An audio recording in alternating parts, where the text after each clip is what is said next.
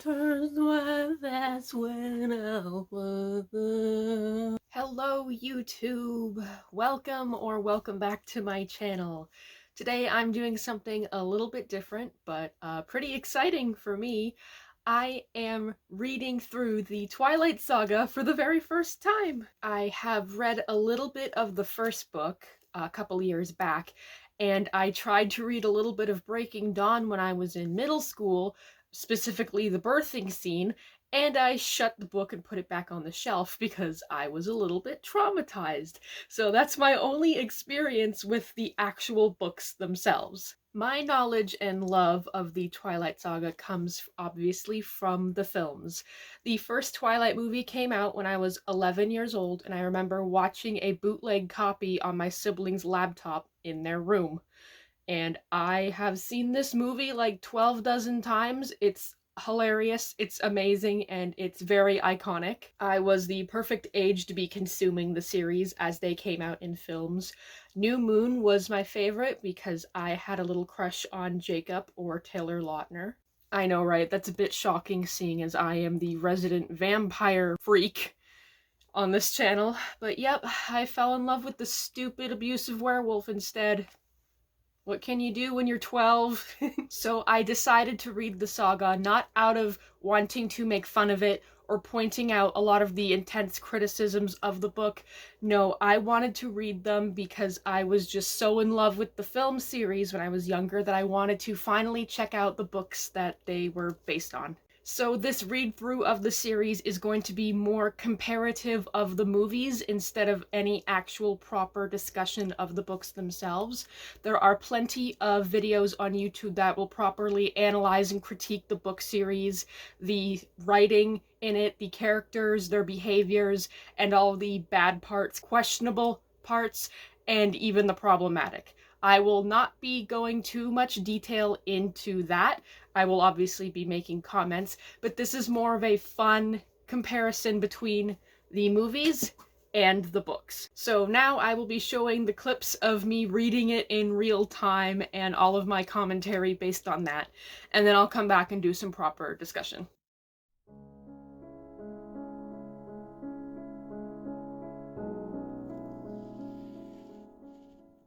So I'm on page 18 and we're already seeing the Cullens. I liked that in the movie they at least tried to have Bella be introduced to all of her human friends and get their names and their personalities. Bella was just like, I'm sitting at the cafeteria table with 7 strangers. Like, good job, Bella. You're terrible at making friends. The first Cullen that she called the most beautiful was Rosalie. Ooh. It just said that the Cullens moved to Forks 2 years ago from Alaska, which makes it even funnier in New Moon when Edward's like, we have to leave now! People are starting to question Carlisle's age! It's been 2 years, you dumbbell! He's an idiot! So, I didn't realize the apple on the cover of Twilight was for Adam and Eve or whatever, the Bible story. I don't know what I thought it was. I thought maybe Snow White. Maybe in my head I thought it was like a Snow White or something, but no. There's references to the Bible, obviously, due to Stephanie Meyer. So yeah, I'm an idiot. Obviously, as I'm reading, I really like Charlie. I like Charlie in the movies, so of course I knew I would like him in the books. But Bella's talking about the Cullens, and Charlie got very defensive and was defending them. And then when Bella said all the Cullens are attractive, Charlie went, you should see the doctor. Charlie, do you have a little crush on Carlisle? I'm at the van crashing scene, and it's different than in the movie because this time Edward is trying to convince her that he was standing next to her the whole time, and then she goes, no, you weren't, and then he just goes like, please, Bella, just trust me. That's all you had to do. In the movie, he's like entirely gaslighting her, and it's very mean. And in the book, he's at least trying to be like, just say it, just believe it, just please, just trust me for a little bit and I'll explain things. Like, he's trying in the book. And now the scene in the hospital where Edward suddenly gets mad. It's because Bella's questioning him. This makes a lot more sense. In the movie, he just seems pissy all the time, and there's not even, like, a moment of, like, joy or humor. But in the book, Edward keeps, like, smiling and smirking and, like, joking with Bella, like, lightly teasing her. It's a little bit condescending, but, you know, it makes sense. that he'd be doing this because he just sees her as like a human. Like, so far the book is doing a little bit better than the movie is portraying. It's very hard to do that, obviously, but I'm liking it so far. Alrighty, day 2. I'm on chapter 5, page 85. Let's do this. You might be able to hear my cat having a bath behind me, so pardon me. But I just wanted to say that the cafeteria scene where Edward says, "What if I'm not the hero? What if I'm the bad guy?" It's cheeky. He's smiling and he's laughing and he's snickering and he's cheeky. I don't understand in the movie why he's just like all the time. Like, give me a reason to like Edward. Like, at least the beginning part is giving me some reasons as to why Bella might be drawn to him and might like him. He seems in very good humor when he's not having random mood swings. So I just read the chapter where Jacob sees Bella at La Push and tells her the story. In the movie, I'm really glad they introduced him earlier because if this is all that Jacob does in the book, that kind of sucks. It made way more sense in the movie to have him go with his dad and give the truck to Bella. That just makes so much more sense. But I love baby Jacob. He's really adorable and sweet, and I hate what Stephenie Meyer does to him to try and break that whole love triangle thing. I really like baby Jacob. He's a very sweet boy, and he's a good friend to Bella. Everybody who does things in the book are so young. Like, Jacob's sister got married at like 18 or 19. Renee and Charlie got married when they were 19 years old. Stephenie Meyer, is this a Mormon thing, or is this you being obsessed with a youth thing? Because it's a little creepy and very unrealistic. And Edward's starting to be gross because he just keeps forcing Bella to eat. I think that's a really weird trait, and I hate that it's become more of a thing because E.L. James decided to steal from Stephenie Meyer for her romance series. Dude, it is so weird that they didn't have the big vampire talk in the woods, like the iconic part of the movie. They were just in the car on the way home from Port Angeles. Like, I understand filming a movie, you can't really do a big scene like that in the confines of a car, but I thought that was the iconic scene of Twilight. So this is just blowing my mind that it was all done while he was driving her home. That's insane. But the movie did better by actually having her need a reason to go to a bookstore to try and look up stuff about vampires. The whole looking up online and then going to a bookstore thing was a little bit convoluted, but I really liked in the movie that she wasn't judgy about the bookstore. She was judgy about the bookstore in this book. Stupid. Anyway, yeah, that's really cool that I got to that iconic of a scene, and it is way different in the book than it is in the movie. That's crazy. It is a Sunday. I'm very sleepy. It's Twilight Time, baby. I'm seeing so many hints of how E.L. James writes 50 Shades. Because, yeah, Bella talks about the voice in her head, you know, the normal thing that you hear in your head when you're having doubts. And E.L. James is like, that's your subconscious, right? That's your inner goddess. Like, gugh. And also just the constant description of Bella trying to fall asleep and then waking up. Sometimes the scene can just change and you can be somewhere else, Stephenie. So Edward just showed himself in the sunlight, and Bella described that he was, like, singing to himself. Was he nervous?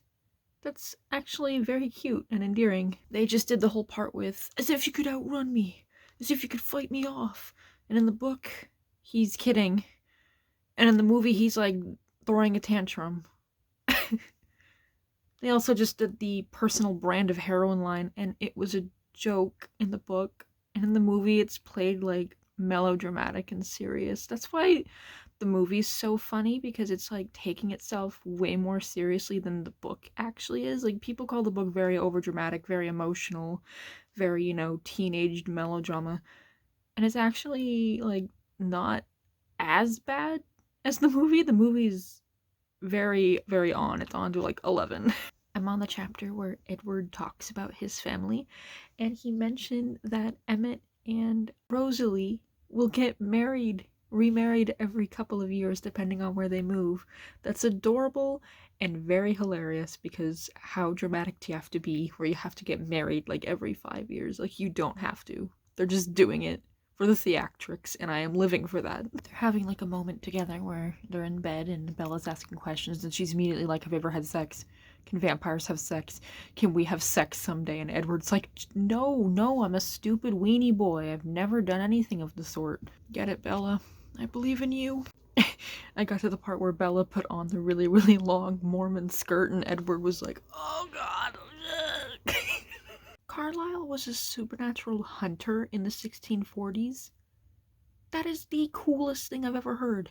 And he got bit by a vampire he was trying to kill and then fled his father and rested in rotten potatoes for 3 days. Carlisle is officially the coolest guy in this entire series. Why aren't the books about him and his life? I don't care about the 17-year-old ginger kid whining about his girlfriend. The Volturi are introduced in this book. Are you kidding me? I want them now. And I ended right after the vampire baseball scene, which was actually pretty dull. Thank God the movie had supermassive black hole. Alright, my next session reading will probably be my last session reading. So you'll get to hear about all the big sudden dramatics of the trio showing up and how fast it is that they resolve this stupid plot point. Bye-bye. Alrighty. I'm on page 375, chapter 18. We're in the home stretch. Let's finish this off. The 3 hunters were just hunting in Ontario, which very cool. Ontario, you know, the province I'm from. But then Laurent was staring at Carlisle, taking in his refined appearance. I think they should have gone home with Carlisle, had a conversation or two, you know? This part of the book, just like the movie, is abrupt and boring, and I'm having a horrible time. Bella just left Charlie, devastated. I'm upset. I don't like this part of the book. It sucks. The random introduction of a very, very sudden and abrupt villain, 3rd act, suddenly the biggest danger on the planet. It's not good writing, but of course this is not what me reading the books is about. I'm just saying this is a very, very boring and bad part of the book, and I don't like it. Dude, it is so boring when a villain just will tell his entire plan. It's so boring. He's explaining his motivation. He's explaining everything. Just say, cool plan, right? I used an old VCR from your house to get you to come here because it's your mom's voice. Isn't that cool? Anyway, I'm gonna torture you.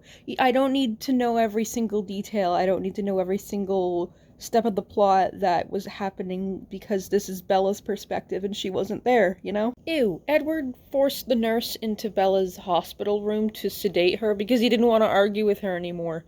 He's a bit of a nasty boy, isn't he? I think we're finally at the Edward who is a little gross shit-stained monster because now he's yelling at Bella for crying because she didn't want to go to the prom. What an awful guy. I can't wait for him not to be in New Moon. That's gonna be awesome. The part where Jacob has to go to her prom because his dad paid him 20 bucks to relay the warning to Bella. He's so cute. I'm actually pretty excited to see Jacob in New Moon. I know that in Eclipse his character gets ruined beyond forgiveness and the whole Renesmee thing. Gah. But I like baby Jacob, like I said. Human baby Jacob is just the sweetest little guy in the world, and I like him. Edward got mad at Jacob because Jacob called Bella pretty instead of beautiful. Alright, I reached the end of Twilight. For the most part, it was exactly what I was expecting. There were a couple of scene changes that I obviously discussed, and there was way more character development than the movie was allowed to do. Obviously, I knew that would happen because it's a book, changes happen, but it stuck so well to the book, the movie I mean. It was very, very good. I will discuss it more in my talking head where I'm more properly prepared to discuss on camera. But yeah, that was fine. The writing was a bit simple, a bit dreamy, a bit, you know, not really descriptive per se, just simple, getting to the point. Yeah, I would say 3 stars, but that's just because I already knew what I was getting into. I think in the other books I will have a different opinion, obviously. Okay, that was my first time entirely reading the book Twilight by Stephanie Meyer. On to New Moon! How old are you? 17. How long have you been 17? A while. I know what you are. Say it! Out loud! Vampire! Alrighty, my thoughts on the original book, Twilight by Stephanie Meyer. It was fine. People who talked down about this book really criticized its bad writing. It was fine. I didn't have any problems with this book, at least not the first book. It was super easy to read. I think one of the main issues with it is that Stephanie Meyer was told to never say said, so she thinks of every other verb possible to describe a voice, which, yeah, that's, writing 101. You don't have to do that. It's just, that's the only thing I really noticed being bad, but that's just a very simple mistake. The plot of the book was actually more simple than I thought. The movie does very well condensing everything into a more cohesive flow so that things don't seem very monotonous. This book could get pretty monotonous. There was more buildup of people asking Bella to the dance, her trying to brush off her human friends, her hanging out with Edward more. It was just a lot of just dull stuff, and the plot didn't really start till about the last 100 pages, which is also sort of a weak thing to do. But, I guess what draws people to the book is the tension between them, the romantic tension, I suppose, which, if you're into that, cool. One of the biggest differences I noticed from the book to movie is Edward's character. At the beginning of the book, he is a lot more, attempting to be charming, joking, sardonic, sarcastic. He usually has a smile when he says a lot of his iconic lines. Meanwhile, in the film, he's a bit more intense, dramatic, and obviously not having a good time filming. Edward is trying to at least be a little bit, charming and sarcastic, but then there is the shift after the meadow scene that turns him more into a controlling, angry, and borderline abusive person. I know he gets totally worse as the series goes on, but so far in this book, he's at least trying to have half a personality, and I can appreciate him for that. A lot of the conversations between Edward and Bella are literally just, "What are you thinking?" and then her stating bluntly what she's thinking. There is a more creative way to do that and making it less monotonous, reading that over and over. "What were you thinking?" "Oh, I'm not scared of you." "You should be scared of me." "Oh, but I'm not." "You really have no concern for your self-preservation, do you?" "Oh, I guess not." Have them more joking around, having fun with each other, being affectionate, dating, learning about each other's interests more, just sort of better communication. It doesn't have to be so blunt. And obviously, the introduction of the other Cullens and their backstories is 10 times more interesting than Edward will ever be. Edward, this stupid, ginger 17-year-old whiny little brat, compared to his siblings who were mostly adult, mostly having their own lives and troubles and struggles and relationships. Carlisle, I want his book. He seems to have a super cool backstory, and I'm very interested in learning more about that. But yeah, the book for the most part is pretty much exactly what I expected. The huge, most surprising change, obviously I already said, was that the iconic woods scene in the book happens when Edward is just driving Bella home. So the very iconic standing in the woods scene doesn't really even happen. There is a sort of different one in the book, but they're discussing other things. But the movie condensed it into one big dramatic scene, and I think that was 150 times more effective than driving in a car. Carlisle! That's my favorite delivery in the movie. As for the film, this is one of the most iconic pieces of cinema to ever grace my eyeballs. This movie was made with so much love and dedication on behalf of the director, Catherine Hardwicke. She put her lifeblood into this. There is a book basically called the director's diary about Twilight, and the amount of effort and love and care she put into making this movie possible, since it was an indie film at the time, is actually very beautiful. It's actually quite, endearing to see how much love was put into the movie. The soundtrack is killer. Name me a better soundtrack for a film. Are you kidding me? We got Linkin Park, we got Paramore, we got Radiohead, we have fucking Supermassive Black Hole. Are you kidding me? This is the greatest soundtrack of all time. The drama is up to 11. Edward is trying not to cry and throw up the entire time. Bella's just looking around lost as hell trying to figure everything out. Everybody's acting game is on point. The scene where Edward and Billy just stare at each other in their cars is just cinematic gold. Him just fleeing the scene after Bella's like, "Why are your eyes black?" And he's like, "It's the fluorescence!" It is just one of the greatest experiences you can ever have watching a movie, because you can enjoy all the good parts of it, and then you can also obviously make fun of it. But it's more in a fun way. This is an enjoyably, funny movie. I wouldn't call it necessarily bad, but, it's one of those so bad it's good kind of experiences. So, like, everyone can get some value out of this film, and I think that's very hard to do with the other movies in the franchise, despite the fact that the next movie is the one that I have seen the most. New Moon was my favorite movie at the time when I was younger, when it came out.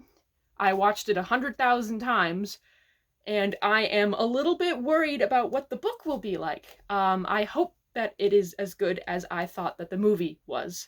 So, let's move on to me reading New Moon. Is she even Italian? Her name is Bella.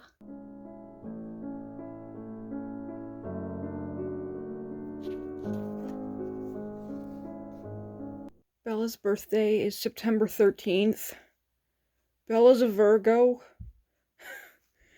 No wonder I don't like her very much. They'd been dating for 6 months? I want to see that. I want to see the apparent times when Bella was happy instead of all of this, Okay, the first major change is that Edward goes to Bella's house to watch Romeo and Juliet with her, which makes more sense that they had to watch it in class if they're studying it in their class. Second of all, them cuddling and being affectionate in this book is actually really, really cute. I do like that. In the movies, they're so stiff, no matter how romantic they try to be, even though the two actors were dating at the time. It's just very weird. Third of all, Bella cried during the movie, which is fine, but Edward is drying her tears with a lock of her own hair. No, that's not gonna work, buddy. Charlie came home from work with a pizza and he said, "Hey kids." He's so cute.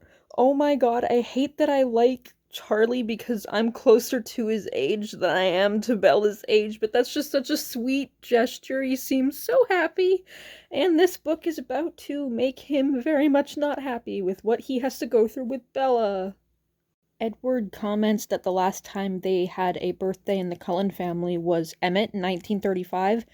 Didn't they meet him when he was attacked by a bear? What was he, like, dying in the woods, and they were, like, wearing party hats and singing happy birthday to him? In the book, the kiss after the birthday party actually seems to have some passion in it. The one in the movie is so gross. I always, like, make this, like, horrible cringing sound when I hear it, kind of like a ugh, just because they both look like they're about to throw up, and I hate it. Oh boy, those blank month pages hit a bit differently now, don't they? So I just found my diary that I got on my 13th birthday, and that's 2009. And I'm going to show you how often I wrote about Taylor Lautner. Page 1, I heart Taylor Lautner. Then we got page 2, hottest guys, Taylor Lautner. Much better than coldy, dead, and ugly Edward. Plus, you see him with his shirt off a lot. Heart. New Moon. Number 2, The Wolfpack. Sexy. Except for Skinny Guy and Sam. I don't know who Skinny Guy is. Page 3, I went to my cousin's house. Then we watched SNL. Taylor Lautner hosted. God, he's so cute. Page 4, P.S. Got Taylor Lautner all over my wall. And then the next page after that, now I make a list of hot guys. Taylor Lautner, gorgeous. Wolfpack, Nothing related on the page, but P.S. I Heart Werewolves is pretty apt. I'm on chapter 5, page 120. Let's go. So she's finally gone to Jacob's place, and he didn't do the iconic line. He didn't do Bella. Where the hell have you been, Loca? Jacob is 6'5"? He's 6'5". He's 16 years old. Ew! Okay, so they built all the motorcycles and stuff, and then they rode them for the first time, and they did that scene where Bella, like, flipped over the bike and everything, and they're at the ER. Jacob is shirtless, because he took off his shirt to help Bella stop the bleeding.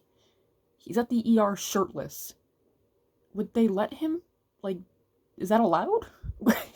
Okay, I'm at the part where Bella's like trying to get everyone together to go see the movie, and they mentioned Rotten Tomatoes. That's really weird. It's like 2006, right? Was it like a publication first or something? Because I only know it as the online thing, like the website or whatever it is. Also, the name of the movie is Crosshairs. It's not Face Punch. You know, that really, really funny scene in New Moon where they're making fun of action movies for some reason. Okay, I'm stopping right when Jacob is sick. You know, he's becoming a werewolf. I liked good boy Jacob, and now he's already gone, so that sucks. But on to the next bit. On chapter 10, page 225, the scene where Laurent gets attacked by the werewolves was actually really well written. That was really cool. Good job, Stephanie. Right, Gussie?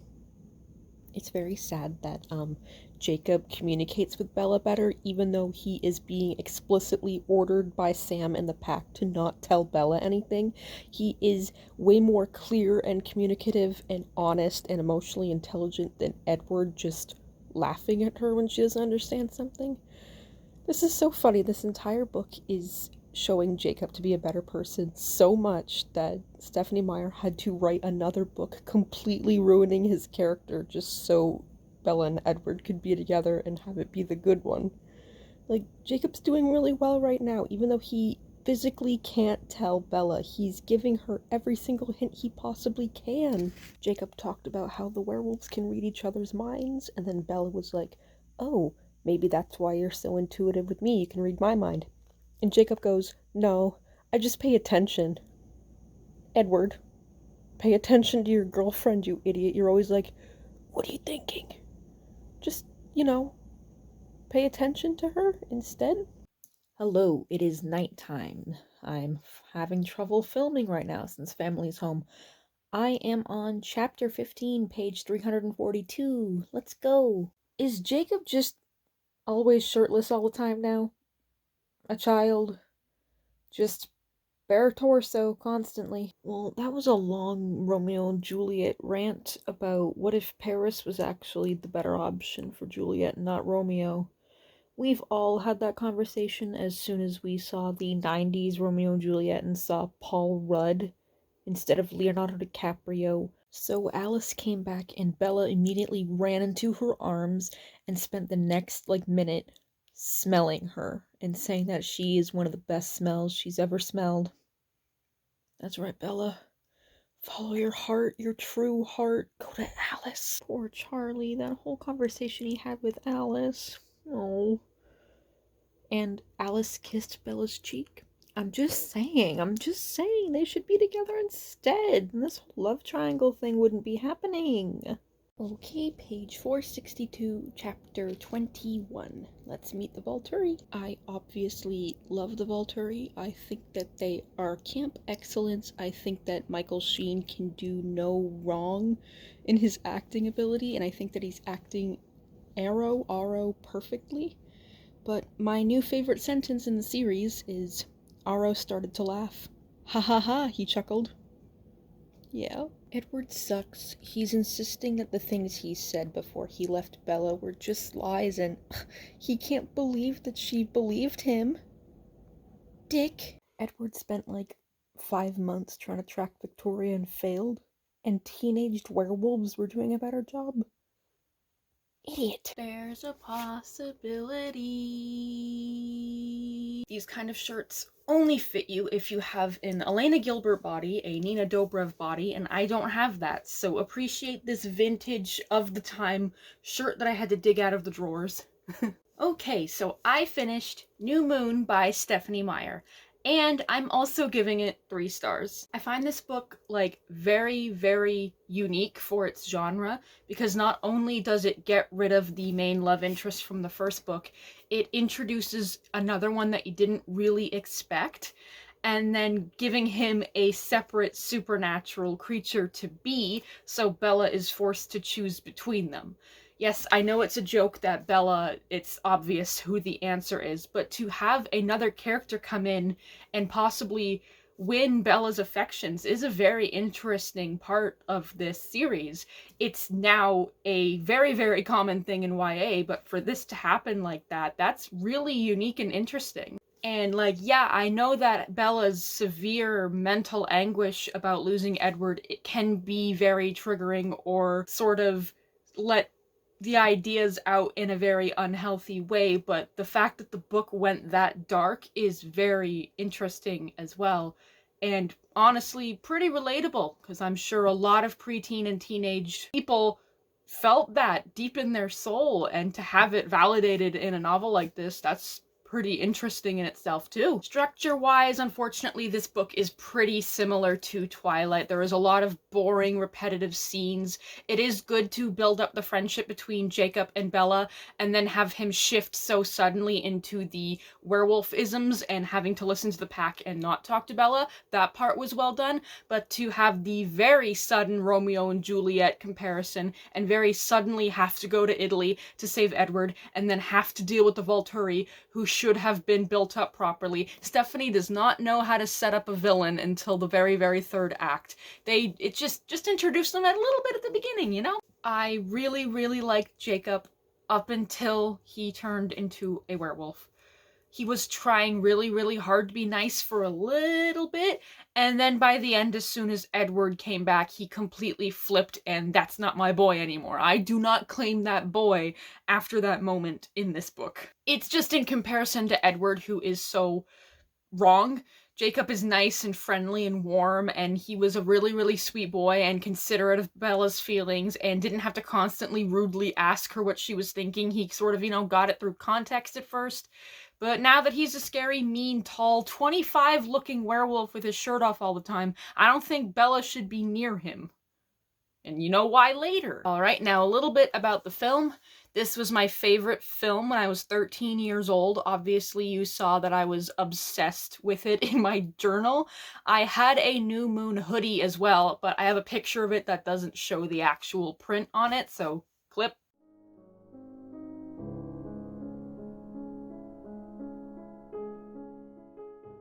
Do you remember when all DVD cases had this lenticular stuff? It's cool for this one because Edward goes away. This movie is obviously not as iconic as Twilight. Nothing will ever be that iconic again, but this to me was a very enjoyable movie. I really liked the aesthetic shift to browns and earth tones as opposed to the blue filter in the first movie, so it gave a very Jacob's look versus Edward's look to the film, and I really liked it.